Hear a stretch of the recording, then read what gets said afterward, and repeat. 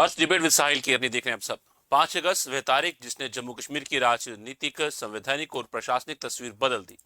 अनुच्छेद 370 हटाए जाने के 7 साल पूरे हो चुके हैं। इस बीच एक और केंद्र सरकार जम्मू कश्मीर में सड़क, रेल, सुरंग, पर्यटन, निवेश और कनेक्टिविटी को विकास की नई पहचान बता रही है, तो दूसरी ओर पाकिस्तान अधिकृत कश्मीर यानी पीओजे से लगातार आर्थिक संकट, महंगाई, बेरोजगारी, बिजली संकट और जन आक्रोश की खबरें सामने आ रही हैं। एलओसी के दोनों ओर मौजूद दो क्षेत्रों की तस्वीरें आज अलग अलग कहानी कहती नजर आती हैं। भारतीय जम्मू कश्मीर में चुनाव, रेल पुल, उधमपुर श्रीनगर फार्मूला रेल परियोजना, नए हाईवे, सुरंगें और पर्यटन में रिकॉर्ड बढ़ोतरी विकास के दावों को मजबूती देती है। वहीं पीओके में महंगाई, बिजली दरों, स्थानीय संसाधनों पर अधिकार और प्रशासन के खिलाफ लगातार प्रदर्शन देखने को मिल रहे हैं। हालांकि इन दावों और तस्वीरों पर अलग अलग राजनीतिक दलों, विशेषज्ञों और विश्लेषकों की अपनी अपनी राय है। ऐसे में सवाल सिर्फ अनुच्छेद 370 हटने का नहीं, बल्कि 7 वर्षों में जमीन पर हुए बदलाव, विकास, सुरक्षा, निवेश और आम लोगों के जीवन पर पड़े प्रभाव का भी है। आज इसी बड़े मुद्दे पर हम विस्तृत चर्चा करेंगे और समझने की कोशिश भी करेंगे इस पूरी तस्वीर को। दो खास मेहमान हमारे जुड़ चुके हैं, पर पहले आपको ये रिपोर्ट दिखाएंगे, फिर हम चर्चा का रुख करेंगे।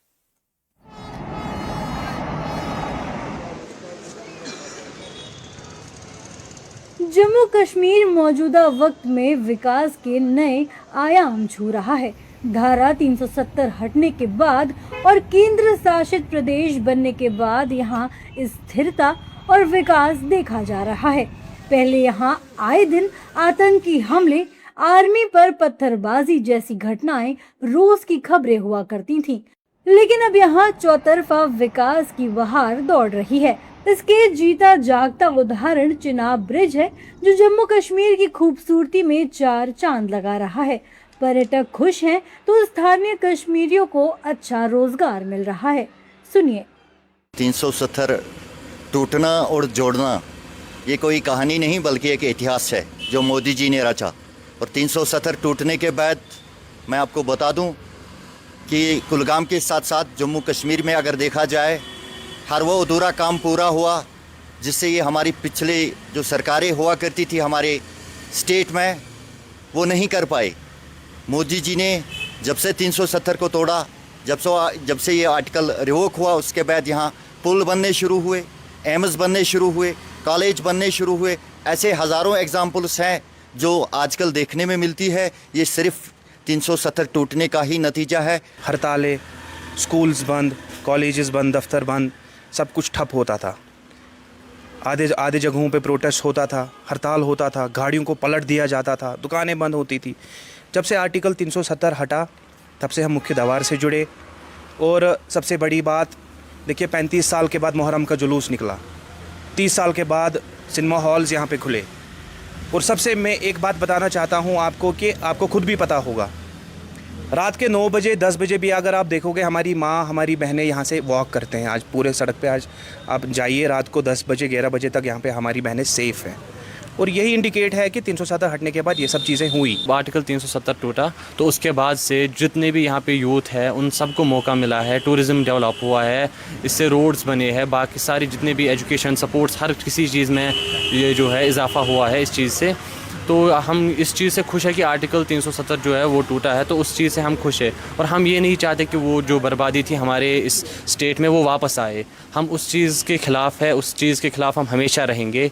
कश्मीर के स्थानियों के साथ साथ 1947 में विभाजन के वक्त पश्चिमी पाकिस्तान से आए शरणार्थी भी धारा 370 हटने की 7वीं सालगिरह का जश्न मना रहे हैं। उनकी माने तो पहले जम्मू कश्मीर में उन्हें अवैध निवासी की तरह देखा जाता था, लेकिन धारा 370 हटने के बाद वो भी आजाद हो गए हैं। ये लोग ढोल नगाड़ों पर नाचते भी दिखे। अभी बच्चे पढ़ रहे हैं, पहले हमें कोई 10वीं पास नहीं कर सकते थे, 10वीं पास कर भी लेते थे तो कोई नौकरी मिलती नहीं थी, तो स्कॉलरशिप तो मिलती नहीं थी, कॉलेज में तो जाने नहीं देते थे। अभी जब से 370 हटी है तब से हमारे बच्चे पढ़ाई लिखाई भी कर रहे हैं, कोई बच्चे आर्मी में भी नौकर हुए हैं। जब देश का बंटवारा हुआ तब कांग्रेस सरकार थी, तब हमारे बाप ऐसे देखते रहे, कांग्रेस कर गई कुछ हमारे लिए। जब थोड़ा टाइम हुआ, फिर और सरकार, हमें सभी सरकारों ने लूटा है सर, सभी सरकारों ने लूटा है। एक जे सरकार बची है जिसने हमें पकड़ा है 35 के बाद, 370 दफा टूटने के बाद हमें जे सरकार ने बचाया है। बाकी और सभी सरकारों ने लूटा है हमें।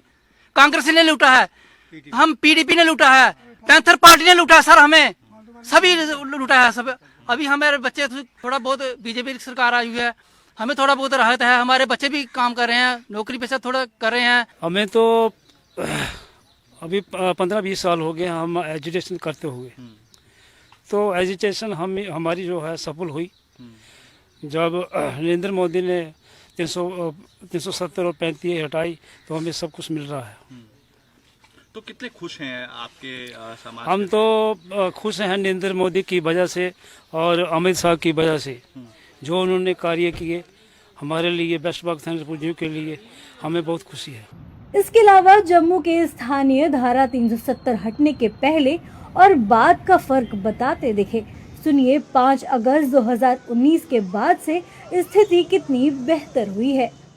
लाल चौक में पाकिस्तान और ISIS के झंडे लहराए जाते थे। ये वही 370-35 से था जहाँ पर सेना को प्रताड़ित और अपमानित किया जाता था। जब हमारी एजेंसियां काम करती थी, जब पत्थरबाजों को पकड़ती थी, तो बहुत सारे ऐसे घाटी के सो कॉल्ड लीडर जो थे वो उनकी रहनुमाई करते थे। लेकिन जब से 370 को हटाया गया है, उसके बाद एक बदलाव देखने को मिला कि आज लाल चौक में तिरंगे लहरा रहे हैं, घर घर तिरंगा अभियान चलाया जा रहा है। वहाँ पर भगवान श्री कृष्ण की पवित्र झांकियाँ वहाँ से निकाली जा रही है। बहुत सारे ऐसे मंदिरों को खोला गया है, वहाँ पर भजन कीर्तन हो रहे हैं और वहाँ के जो लोकल लोग भी खुश हैं। 370 जब हटाया गया और हमारी मांग भी थी कि 370 को हटाओ, जैसे ही हटाया गया आज ज़मीन आसमान का अंतर है। अब कश्मीर में तिरंगा भी फहराया जाता है और जो पत्थरबाजी, जो खून खराबा वहाँ हुआ करता था, वो अब 90% कम हो गया, 99% कम हो गया। 1% छुट-पुट घटनाएं आज भी हो रही हैं, लेकिन 99% या 95% हम कहें तो कम हो गया है। इतना ज़मीन आसमान का अंतर है, लेकिन आज भी ये लोग अपनी चालों से बाज नहीं आए हैं। ये कहना कहीं से भी गलत नहीं होगा कि धारा 370 हटाने का भारत सरकार का ये फैसला जम्मू कश्मीर के युवाओं की जान बचाने वाला था, विकास के लिए था, शांति के लिए था, खुशहाली के लिए था। अब पत्थरबाजी और स्थानीय उग्रवाद के कट्टरपंथी सिस्टम को खत्म कर दिया गया है। आज हालात सामान्य नजर आ रहे हैं। माता पिता को अपने बच्चों के स्कूल जाने पर उनकी सुरक्षा को लेकर डर नहीं सताता। लोग चलिए रुक करते हैं चर्चा का। दो खास मेहमान हमारे साथ जुड़ चुके हैं, उनसे हम इस चर्चा को आगे बढ़ाते हैं, समझने की कोशिश करेंगे क्या बदलाव हुए क्या नहीं। अहमद याज है हमारे साथ सीनियर जर्नलिस्ट, धन्यवाद शुक्रिया समय देने के लिए। और दिनेश मल्होत्रा है हमारे साथ सीनियर जर्नलिस्ट, धन्यवाद शुक्रिया समय देने के लिए। शुरुआत में करूंगा अहमद याज सर से। सर, 7 वर्षों में जम्मू कश्मीर का सबसे बड़ा बदलाव आप किस क्षेत्र में देखते हैं?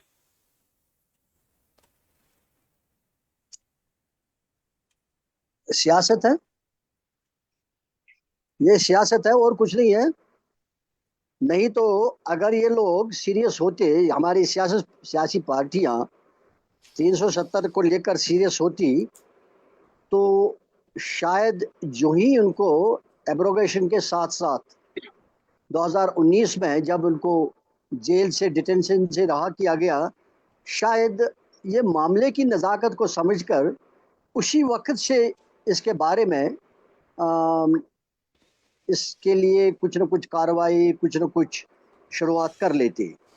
और उसके साथ साथ जो ज़्यादती उस वक्त हुई जब एब्रोगेशन आर्टिकल 370 की हुई, जो लोगों के साथ ज़्यादती हुई, उनको कैदोबंद किया गया, घरों में उनको महसूर किया गया, बाहर जाने की इजाज़त नहीं थी, गाड़ियाँ रोडों पर, सड़क पर नहीं थी, फ़ोन कम्युनिकेशन बंद हो गया। तो एक जमहूरी निज़ाम में रहकर एक जमहूरी, बहुत बड़ी जमहूरियत का हिस्सा होके इंसान की आज़ादी पर कदगन, और वो भी सियासी मफादात के लिए, और वो भी उस चीज़ के लिए, उस मामले के लिए जिसके मफादात लोगों को पहुँचते थे, वो विड्रा हुए। तो उस लिहाज से उसकी अहमियत बहुत ज़्यादा थी, काफ़ी ज़्यादा। तो चाहिए था सियासी पार्टीज़ के लिए, पार्टियों के लिए, कि अगर वो ये भी कहेंगे कि उस वक्त हमारा हमारे को डिटेन किया गया, हम कुछ नहीं कर पाए। अब ये ज़रूरी नहीं है कि उस वक्त एब्रोगेशन आर्टिकल 370 जब हुआ 5 तारीख को, तो वो उसी के साथ ही कर लेते, उसी दिन कर लेते। Does not met. अब चूंकि उसके बाद जब वो डिटेंशन से फ्री हो गए, महीने बाद, 2 महीने बाद, 3 महीने बाद, जो भी जिसका पीरियड रहा, दे could have done the same. ये तो एक बड़ा सवाल पैदा होता है, व्हाई आफ्टर 7 years? तो तब से क्या हो रहा था? सियासत। अब चूंकि एक पार्टी स्टेटहुड के लिए बात कर रही है, दूसरी पार्टी स्पेशल स्टेटस के लिए बात कर रहे हैं, और तीसरी पार्टी उसको सेलिब्रेट कर रही है। अब सवाल ये है कि अगर ये सीरियसली मानते हैं कि ये एक मसला है, संगीन मसला है, ज़रूरी मसला है जम्मू कश्मीर के लिए, पहली बात यह थी they should have come on one platform first thing, irrespective of उनकी पॉलिटिक्स किसकी क्या है, अपने हिसाब से कोई क्या पॉलिटिक्स है वो करे, वो उसका कोई दिक्कत नहीं। लेकिन जहाँ तक जम्मू कश्मीर के खिते का मामला है, जम्मू कश्मीर के लोगों के हित की बात है, अगर ये इस चीज़ को सीरियस लेते हैं और लोगों की तर्जुमानी करते हैं, तो then the immediate thing was कि भाई कम से कम on one platform on the issue. हालांकि हमको मालूम है दिल्ली अभी बहुत दूर है, जहाँ तक स्पेशल स्टेटस की बात है, बहुत दूर है दिल्ली अभी, लेकिन फिर भी अपनी लेवल पर इकट्ठा होके कोई न कोई जो कार्रवाइयाँ आज ये शुरू कर रहे हैं, कम से कम ये 5 साल 6 साल पहले की होती शुरुआत। तो इसे क्या हम अक्स निकाल सकते हैं कि इट इज़ ए सिंबॉलिक, एक सियासत है, कोई सीरियसनेस नहीं है। जब हम अनकनेक्टेड लोग जिनको ये रेस्टोर नहीं करनी है, क्योंकि वो रेस्टोर करना हमारे हाथ में नहीं है, रेस्टोर करना गवर्नमेंट ऑफ इंडिया के हाथ में है, बीजेपी की हुकूमत में है अगर इस वक्त की बात करें।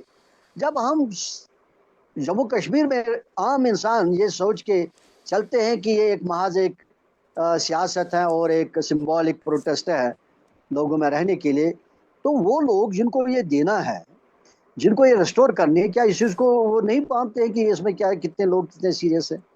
तो इसलिए मेरा मानना है कि ये महज सियासत है, nobody is serious about it.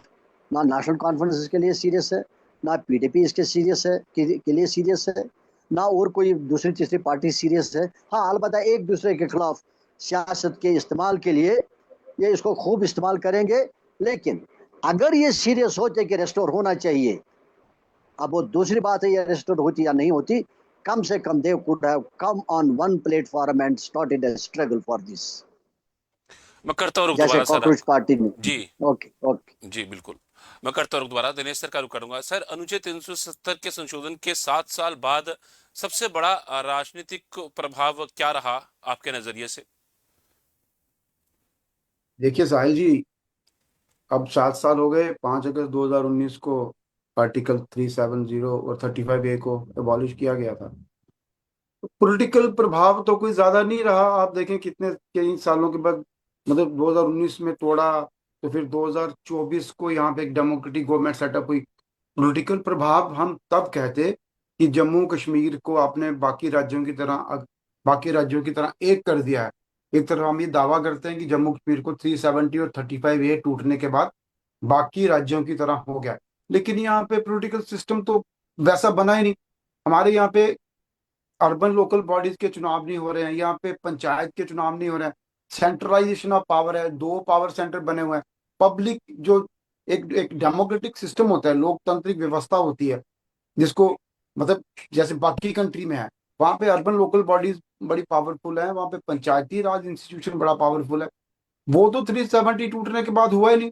उसके बाद तो हमने एक बार चुनाव करवाए, अब कब से चुनाव डी हुए, अर्बन लोकल बॉडीज के, पंचायत के चुनाव डी हुए, वो चुनाव तो हो नहीं रहे। फिर हम कैसे कह सकते हैं कि 370 टूटने के बाद यहाँ डेमोक्रेटिक इंस्टीट्यूशन स्ट्रेंथन हुए?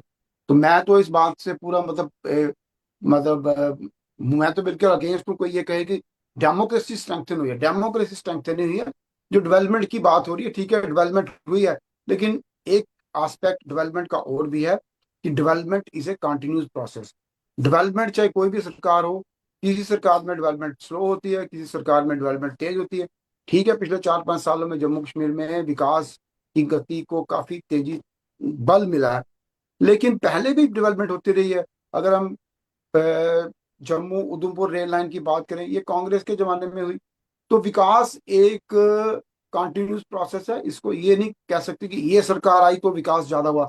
हाँ, इतना कह सकते ये सरकार आई तो विकास को तीव्रता मिली, विकास तेज हुआ।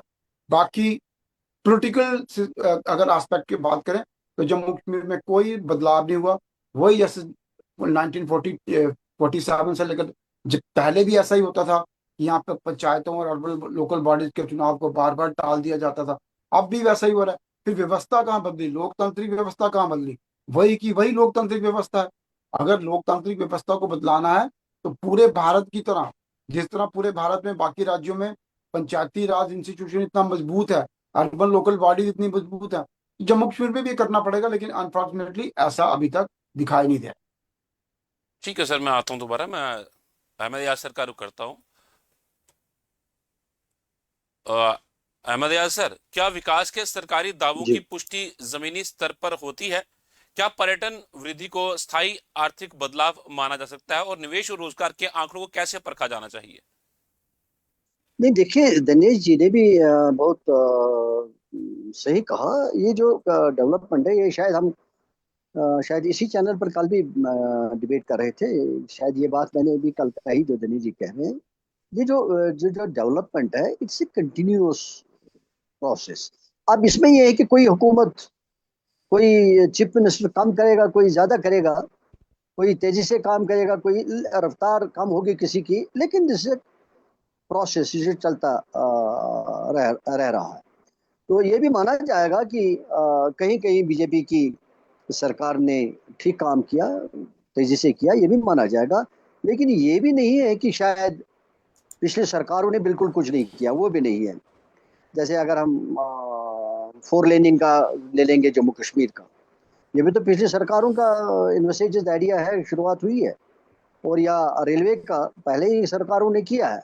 अब आगे आगे बढ़ता जाएगा, गवर्नमेंट आती जाएगी आगे, वो अपना इसमें कंट्रीब्यूट करेंगे, ये तो रहेगा, चलता रहेगा।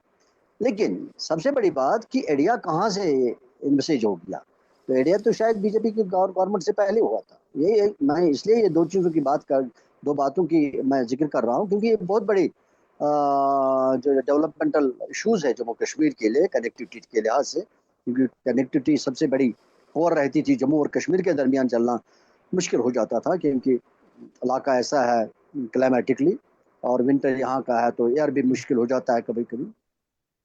तो इसलिए या यहाँ का जो प्रोड्यूस होता है उसको बाहर जाना होता है। यहाँ के लोग जो है, यहाँ सुविधाएं सारे नहीं है, बाहर के हॉस्पिटलों में इलाज के लिए जाना पड़ता है, या यहाँ का जो प्रोडक्शन है, प्रोड्यूस जो है, बाहर जाना पड़ता है, सड़ता था रास्तों में।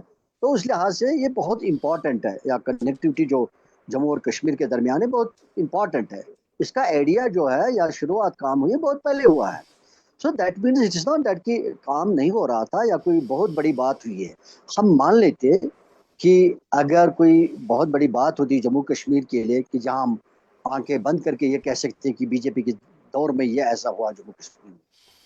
जम्मू कश्मीर में सबसे बड़ी बात जो हुई वो 370 को एब्रोगेट किया गया, और वो एब्रोगेट इसलिए किया गया कि बीजेपी के अपने एजेंडा में ये था, न कि इसे कोई किसी को फ़ायदा होने वाला है। एक्सेप्टिंग वो एक कोई कम्युनिटी है, वो महाजरीन की कम्युनिटी, जिनको वो वोटिंग राइट्स नहीं थे, यहाँ के सिटीजनशिप राइट्स नहीं थे, अगर वो किसी और तरीके से भी किया जा सकता था।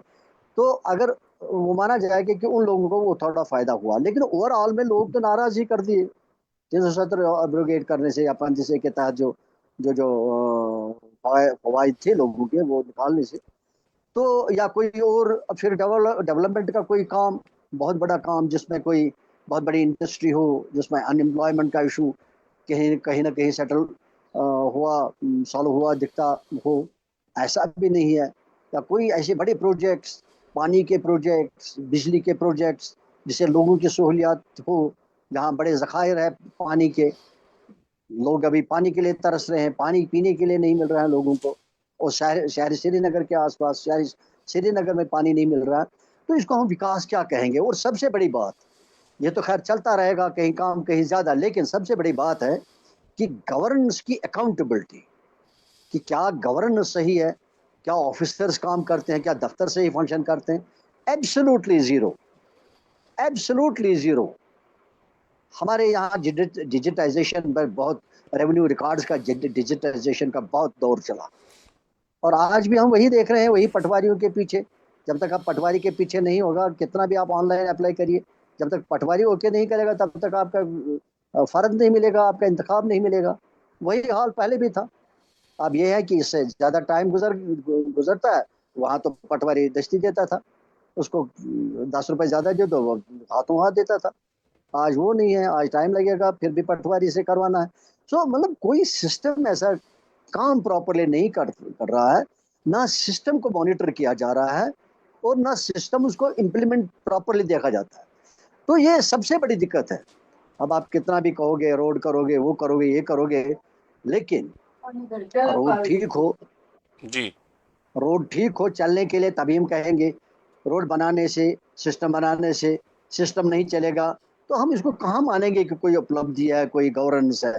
तो इसलिए मेरा मानना है कि डेवलपमेंट तो पार्ट ऑफ गवर्नमेंट वर्क है, लेकिन एक गवर्नेंस, बेहतरीन गवर्नेंस हो, करप्शन फ्री गवर्नेंस हो, जिसमें हर एक की सुनवाई हो, कोई किसी शिकायत हो उसका इजाला हो, किसी ने कंप्लेंट करी उसको देखा जाए। ऐसा तो है नहीं। अभी आप चीफ मिनिस्टर को कंप्लेंट करिए किसी के बारे में, किसी मामले के बारे में, वो उसको खुद नहीं देखेगा, he will put it in the normal समाधान। यहाँ जम्मू कश्मीर में एक स्कीम है, ग्रीवेंस स्कीम का, वो ग्रीवेंस में डालेगा, जाएगा दफ्तर में जाएगा, जैसे पोस्टमैन का काम होता है, वहाँ से यहाँ, यहाँ से वहाँ, दैट्स ऑल। हाथ में कोई बीच में कुछ नहीं करेगा कोई, वहाँ से चिट्ठी आएगी, डिलीवरी करेगी, दैट्स ऑल। तो मैं कह रहा हूँ कि उस लिहाज से अगर हम उतना ही मान लेते कि कहीं वही गवर्नेंस का जो जो इफेक्ट रहता, गवर्नेंस सही होती, तो ऑटोमेटिकली सारे मामला हल होंगे। ये मेरा ही मुझे लगता है कहने का मामला नहीं होगा। आप रास्ते चलते किसी से भी इंटरव्यू करिए, बस शायद यही बता देगा कि ये जो मैं बता रहा हूँ, इससे शायद ज़्यादा ही बता देगा। मैं तो फिर भी तरीके से बता रहा हूँ, वो तो शायद इसे ज़्यादा बताएगा। बड़े परेशान हैं लोगों में, तो डेवलपमेंट किस चीज़ को हम कहेंगे। ठीक है सर। दिनेश सर, जम्मू कश्मीर में क्या लगता है आपको कि लोकतांत्रिक प्रक्रिया जो है वो मजबूत हुई है या कमजोर हुई है? और अगर हम निवेश की बात करें तो निवेश और विकास की जो स्थिरता है, क्या राजनीतिक दल वो ला सके हैं आज के दौर में? देखिए साहिल जी, आपके कार्यक्रम में हम पहले भी डिस्कस करते रहे कि जम्मू कश्मीर की जो टोपोग्राफी है उसके कारण हम डिसएडवांटेज में, एडवांटेज में है, क्योंकि हम एक देश के एक कोने में रहते हैं, यहाँ पे इन्वेस्टमेंट लाना बहुत मुश्किल है। तो 2000 जब 300 धारा 370 टूटी तो ये बड़े बड़े दावे किए गए, कई बड़ी कंपनीज ने अनाउंस किया कि हम जम्मू कश्मीर में इन्वेस्ट करेंगे। तो अभी आपने रिसेंटली पढ़ा होगा कि बड़ी बड़ी कंपनीज जिन्होंने अनाउंस किया था, उन्होंने वो वापस कर लिया कि हम यहाँ पे इन्वेस्ट नहीं कर सकते। जैसे एयाज साहब ने कहा, अहमद साहब ने कहा, बात बिल्कुल ठीक है, यहाँ के सिस्टम अभी बिल्कुल एस्टेब्लिश नहीं हो पाया, इतनी हायर लेवल पे करप्शन है। मैं मतलब ब्लंटली कहता हूँ कि 370 टूटने के पहले भी जो सिस्टम था उससे वर्स्ट सिस्टम हो गया है। करप्शन इतनी ज्यादा हो गया कि पूरा तरह से सिस्टम एक करप्ट हो गया, लीगलाइज हो गई है करप्शन। जम्मू कश्मीर में अगर आपने इन्वेस्ट करना है तो जम्मू आपको इतनी आपको हार्डशिप फेस करना पड़ेगी कि बड़ी बड़ी कंपनीज वापस चली जा रही हैं। लोकल आप कह रहे हैं कि लोकल को स्टार्टअप कीजिए, आप करिए, किसी यूथ को अप्रोच करिए, उसको बोलिए कि आप स्टार्टअप लॉन्च करना है जम्मू कश्मीर में, आप लॉन्च कीजिए। क्या उसको सपोर्ट मिलती है? कोई सपोर्ट नहीं मिलती। यहाँ पे इन्वेस्टमेंट आना बहुत मुश्किल है, क्योंकि यहाँ पे सिस्टम इतना करप्ट हो गया है कि कोई भी इन्वेस्टर बाहर का नहीं यहाँ पे आता। अब अगर आप बाकी हमारी जो नेबरिंग स्टेट है हिमाचल की बात करें, हिमाचल में लोग इन्वेस्ट कर रहे हैं क्योंकि वहाँ पे सिस्टम बड़ा अच्छा है।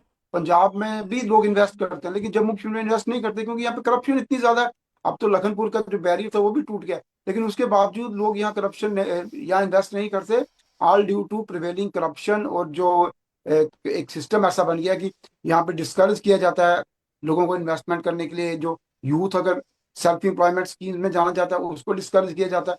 यहाँ पे ऐसा कोई सिस्टम नहीं है। दूसरा, अपने पॉलिटिकल सिस्टम की बात की, वो मैंने पहले ही डिस्कस किया कि अगर आप यहाँ पे डेमोक्रेटिक सिस्टम को पूरी तरह से स्ट्रेंथन नहीं करते, पंचायतों को स्ट्रेंथन नहीं करते, पंचायत इलेक्शन नहीं करवाते, अर्बन लोकल बॉडीज इलेक्शन नहीं करवाते, फिर आप कैसे कह सकते हो कि यहाँ पे लोकतांत्रिक संस्थाएं मजबूत हुई हैं? चुनाव ही आपके पिछले 2 साल पहले हुए, अभी ये जो जो बकाया चुनाव हैं, जो मतलब इसके पंचायत के, अर्बन लोकल बॉडीज के, ये भी आप नहीं करवा रहे हैं। फिर हम कैसे कह सकते हैं कि यहाँ लोकतांत्रिक संस्थाएं मजबूत हुई? तो मुझे लगता है कि अगर आपको एक ये मैसेज देना था, तो आप अगर बीजेपी ने 370 तोड़ा, 35 तोड़ा, उनको जम्मू कश्मीर में एक ऐसी व्यवस्था देनी चाहिए थी कि लोग पूरे देश में एग्जाम्पल देते कि देखिए धारा 370 टूटने के बाद जम्मू कश्मीर को हमने एक आइडल स्टेट बनाया है। जम्मू कश्मीर भी बाकी राज्यों की तरह है, जैसे बाकी राज्यों में करप्शन है, यहाँ पे कुछ ज्यादा करप्शन है। जैसे बाकी राज्यों में सिस्टम है, वैसा ही सिस्टम यहाँ है। जैसे ब्यूरोक्रेसी वहाँ है, यहाँ ब्यूरोक्रेसी बाकी राज्यों एज कम्पेयर टू बाकी स्टेट, यहाँ ब्यूरोक्रेसी ज्यादा पावरफुल है। तो इसलिए कोई सिस्टम में कोई फर्क नहीं पड़ा। ये ठीक है, कुछ मार्जिनलाइज कम्युनिटी थी, जैसे 10 पाकिस्तानी रिफ्यूजीज थे, वाल्मीकि थे, उनके साथ जो कई सालों से एक डिस्क्रिमिनेशन हो रहा था, जो स्टेट सब्जेक्ट महिलाएं थी जिनकी बाहर शादी हुई थी, उनके साथ जो डिस्क्रिमिनेशन होता, वो डिस्क्रिमिनेशन रिमूव हुआ है। लेकिन इससे ज्यादा करने की जरूरत थी। 7 सालों में जो करना चाहिए था, वो जो भी सरकारें रही, अनफॉर्चुनेटली उन्होंने ऐसा नहीं किया। तो लोगों में एक परसेप्शन बन रहा है कि क्या 370 हमारे लिए ठीक। जम्मू जैसा रीजन जहाँ पे लोगों ने पूरा वेलकम किया था, लोगों ने स्वागत किया था 370 टूटने का, आज यहाँ पे एक नैरेटिव चल पड़ा है कि क्या 370 हमारे लिए अच्छा था। तो ये क्यों नैरेटिव चल रहा है? नैरेटिव इसलिए चल रहा है क्योंकि जो जो हेल्म ऑफ द अफेयर लोग रहे हैं, वो एक गवर्नेंस लोगों को नहीं दे पाए, करप्शन फ्री सिस्टम नहीं दे पाए। लोग सोचते हैं जो पहले था वही अब है, तो फर्क क्या पड़ा, वो भी वही अच्छा था, ये भी अच्छा है। तो एक तरह से इस नैरेटिव से बीजेपी जो लोग थे, जो सपोर्टर थे 370 तोड़ने के, उनके खिलाफ लोगों में रिजेंटमेंट है। ठीक है सर, मैं अहमद याद सरकार करता हूं। सर, भविष्य में केंद्र और स्थानीय नेतृत्व की सबसे बड़ी प्राथमिकताएं क्या होनी चाहिए आपके नजरिए से? ये सबसे बड़ी जो जो प्रायोरिटी होनी चाहिए वो यहाँ की गवर्नेंस होनी चाहिए, कि लोगों की सहूलियतें मिल जाए, लोगों की मुश्किलात कम हो, यहाँ की डेवलपमेंट हो, यहाँ में अमन कायम हो, यहाँ खुशहाली हो। ये शुड बी द प्रायोरिटी। लेकिन ऐसा कोई प्रायोरिटी नजर आ नहीं रही किसी के पास। हर एक अपने अपनी तरह खींच रहा है, अपने अपने तरीके से खींच रहा है। कोई आज प्रोटेस्ट करेगा एक चीज पर, दूसरा उसके चलते दूसरा प्रोटेस्ट दूसरी चीज पर करेगा। अब लोगों की बुनियादी मामला जो है, बुनियादी सहूलियतें जो है, उनकी तरफ कोई ध्यान दे नहीं रहा है। जिसमें जैसे मैंने कहा कि गवर्नेंस की बात है, कोई सही गवर्नेंस तो है नहीं। मैंने एक दो मिसालें दे दी, और यही हाल हर एक जगह पर है, हर एक डिपार्टमेंट में यही जगह पर है। पहले तो इतना कुछ मैं मान लेता हूँ कि जहाँ जब तक एलजी का शासन था या उससे पहले गवर्नर का था, well accountability was for better. अभी तो कुछ है नहीं अकाउंटेबिलिटी आजकल, बिल्कुल अकाउंटेबिलिटी नहीं है। एलजी शासन में थी अकाउंटेबिलिटी, पूछा जाता था, कंप्लेंट करते थे, कोई बात करते थे, लिखते थे, जवाब मिलता था, एक्शन लिया जाता था। अब कोई किसी को पूछता ही नहीं है, जो जिसको मर्जी वो करता है दफ्तरों में बैठ के। तनख्वाहें ले लो, तनख्वाहें बढ़ाओ, सैलरीज बढ़ाओ, ऐश करो, गाड़ियां दे दो, पर्क्स दे दो, कोई उसमें कोई कमी नहीं है। लेकिन ये सारा करने के बाद भी बुनियादी जिसके लिए गवर्नेंस है, जिसके लिए गवर्नमेंट है, जिसके लिए ऑफिस है, मुलाजिम है, तनख्वाहें ले रहे हैं, उनको अपॉइंट किया जा रहा है, कोई पर्पज ही नहीं है। एब्सोल्युटली नॉट, क्योंकि डिलीवरी है ही नहीं ग्राउंड पर कुछ।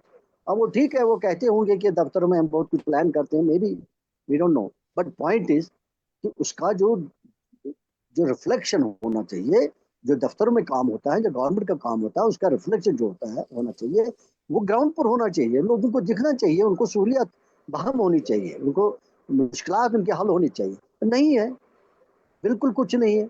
कश्मीर में पानी के लिए अभी मैं बता रहा था, प्रोटेस्ट हो रहे हैं। अभी 10 दिन पहले, 15 दिन पहले श्रीनगर में प्रोटेस्ट हो रहे थे लेडीज का, जी। एक जगह पर, दूसरे जगह पर, तीसरी जगह पर। 24 इंटू पावर सप्लाई तो है नहीं, इतना इन्वेस्टमेंट कर गया पावर पर, केबलिंग करी, मीटरिंग करी, वो किया, ये किया, टैरिफ बढ़ा दिया। 24/7 हर एक जगह पर नहीं है, हो सकता है कहीं कहीं वीआईपी एरियाज में हो, but generally there is nothing. तो my point is that where is the governance, where is the change, where is the accountability. तो इसलिए नहीं लग रहा है कि जो बुनियादी चीजें, अब हम मान लेंगे कि अगर इलेक्टेड गवर्नमेंट ये कहती है कि हमारे पास स्टेटहुड नहीं है, फलानी चीज नहीं है, फलानी पावर नहीं है, ओके, उसको भी सही अगर मानेंगी, लेकिन नॉर्मल और रूटीन फंक्शन करने में गवर्नेंस उसमें स्टेटहुड को क्या कर रहा है? इसका क्या मतलब है? स्टेटहुड नहीं हो तो लोगों को पानी नहीं मिलेगा, स्टेटहुड नहीं हो तो बिजली नहीं मिलेगी, स्टेट नहीं होगा तो सड़क नहीं मिलेगी। I mean, there are certain basic things, basic facilities जो लोग अभी सड़कों पर ट्रैफिक रोज जाम होता है, क्या स्टेटहुड होने से ही ट्रैफिक जाम ठीक हो जाएगा? स्टेट ना हो तो फिर ट्रैफिक बंद पड़ा रहेगा सड़कों पर, कोई मूव नहीं करेगा ट्रैफिक को, कोई मैनेज नहीं करेगा। तो इसलिए मैं कह रहा हूँ कि ठीक कोई चीज़ें जो है सियासी जो बड़े मसाइल है, स्पेशल पावर को रिस्टोर करना, स्टेट को रिस्टोर करना, चलो मानेंगे ये इश्यूज है लोगों के पास, सियासी पार्टीज के पास, लेकिन उसका ये कभी मतलब नहीं है कि अगर वो नहीं है तो फिर लोगों के सारे काम बैठेंगे, रूटीन काम बैठेगा, कुछ काम नहीं होगा। तो कुछ काम तो होना चाहिए, कम से कम जो आपके हाथ में है वो तो करिए। अभी आप कुछ दिन पहले मैं देखता चीफ मिनिस्टर बड़ी मीटिंग ये कर रहा था, हमने जी इतने प्रोजेक्ट सैंक्शन करे, that means there is something which he can do. कोई ना कोई उसका किसी को बताता है करने के लिए, वो मानता है क्योंकि वो न्यूज में आ गया। अभी कल की बात है, क्या दौरे करते रहते हैं, वहाँ ये यहाँ वो ये इधर का उधर, 50-50 30-30 गाड़ियां दाएं बाएं, ऑफिसर्स वो ये। अगर कुछ नहीं तो फिर ये क्या है? अगर कुछ है तो फिर ग्राउंड पर क्यों नहीं देखना चाहिए? बिल्कुल sir. It should reflect on the ground, where is it is not there. Okay Dinesh sir, क्या आने वाले वर्षों में जम्मू कश्मीर की नई आर्थिक पहचान बनने की कोई उम्मीद जगती है? देखिए साहिल जी, आर्थिक पहचान बनाने के लिए अब कोई पहले ये लॉजिक दिया जाता था कि 370 है, बाहर के जो इन्वेस्टर हैं यहाँ इन्वेस्ट नहीं करते हैं। अब तो 370 टूट गया है, तो अब तो सरकार के पास कोई एक्सक्यूज नहीं है कि सरकार कहे कि हम इन्वेस्टमेंट नहीं ला पाए।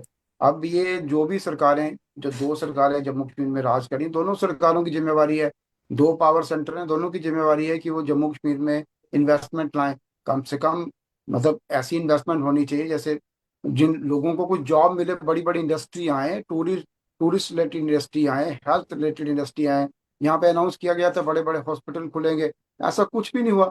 जैसे पहले अहमद साहब ने कहा कि जम्मू कश्मीर में फिर भी हालात अच्छे हैं। अगर आप इस एक सर्वे करें कि रोज के कितने पेशेंट जम्मू संभाग से पंजाब या चंडीगढ़ या देश के दूसरे इलाकों में इलाज करवाने जाते हैं, अगर 7 सालों में 370 टूटने के बाद भी, एक एम्स बनने के बाद भी लोगों को जम्मू कश्मीर की एक जो हेल्थ सेक्टर है उस पर विश्वास ही नहीं है, तो फिर हमने क्या अचीव किया? तो आप जैसे कह रहे हैं कि इन्वेस्टमेंट आएगी, इन्वेस्टमेंट अब सरकार का लाना इन्वेस्टमेंट जो है सरकार की जिम्मेवारी है, क्योंकि अब वो एक्सक्यूज खत्म हो गया कि 370 के कारण इन्वेस्टमेंट नहीं हो रही है। तो 7 साल में अभी तक तो सरकार कोई बड़ी इन्वेस्टमेंट नहीं ला पाई। अब आने वाले समय में देखते हैं कि आने वाले 2-3 सालों में कि सरकार जब 370 टूटने के 10 साल पूरे हो जाएंगे, तब सरकार क्या चेंज लाएगी, क्या ला पाएगी, कितनी इन्वेस्टमेंट ला पाएगी। तो अभी तक तो कोई, मुझे लगता नहीं ग्राउंड पे कोई बहुत बड़ी इन्वेस्टमेंट हुई है, और आगे क्या करती है सरकार, ये सरकार पे डिपेंड करता है। तो काफी अहम बातें रखी हैं आपने। अब देखते हैं क्या कुछ बदलाव होते हैं। धन्यवाद आपका जुड़ने के लिए हमारे साथ। अहमद यार सर, शुक्रिया समय देने के लिए, और दिनेश सर आपका धन्यवाद, शुक्रिया समय देने के लिए। तो 7 वर्षों बाद जम्मू कश्मीर को लेकर बहस केवल अनुच्छेद 370 तक सीमित नहीं रही। अब चर्चा विकास, सुरक्षा, निवेश, पर्यटन, लोकतांत्रिक प्रक्रिया और आम लोगों के जीवन में आए बदलाव पर केंद्रित है। वहीं पीओजे की स्थिति को लेकर भी लगातार सवाल उठ रहे हैं। अलग अलग पक्ष अपने अपने दावे और तर्क रखते हैं, लेकिन अंतिम आंकलन तथ्यों, जमीनी हालात और लोगों के अनुभवों के आधार पर ही संभव है। फिलहाल इतना तय है कि 5 अगस्त अब केवल एक संवैधानिक तारीख नहीं, बल्कि कश्मीर के बदलते विमर्श और भविष्य की दिशा का महत्वपूर्ण पड़ाव बन चुकी है। और डिबेट विद साहिल के इतने में इतना ही। दैट न्यूज पे खबरों का सिलसिला यूं चलता रहेगा। मुझे दीजिए इजाजत, नमस्कार।